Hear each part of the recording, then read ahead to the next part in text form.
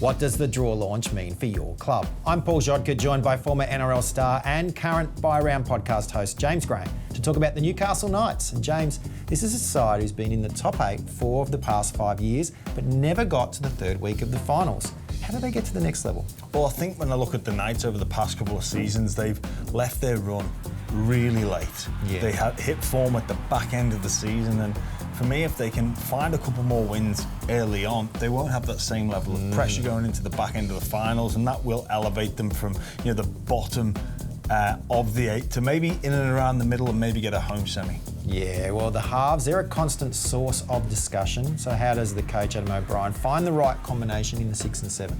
I think it's knowing before the season starts. I think when I look back to last year, there was chopping and changing after 2 rounds. They included the pre-season games as well in sort of the form and calculated that. I think they need to know who their halves are and stick with them for as long as possible. Figure that out. Don't wait for the season to happen to figure that out. Pick and stick.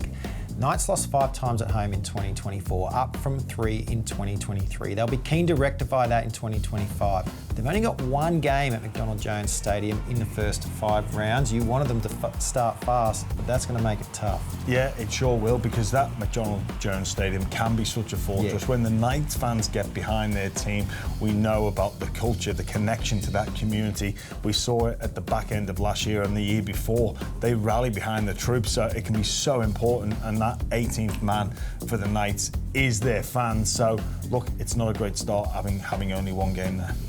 What Jenga piece are you thinking that Newcastle can't afford to lose? Well, it's an interesting one, isn't it? Because I'm obviously going to say Kalen Ponga, but for me, looking back at last year, when he was originally injured, they looked out of ideas. But then they sort of formed a new identity. They were playing a different style. Then they didn't know which style to play when he came back. I think a bit of both could work for the Knights. So they're know building how a to new play Jenga block. the nitty-gritty, but then also appreciate you've got Kalen Ponga, and he is going to need some help. And I think the obvious one is Ponga. But for me, Bradman Best, what a player he is. He's absolutely sensational.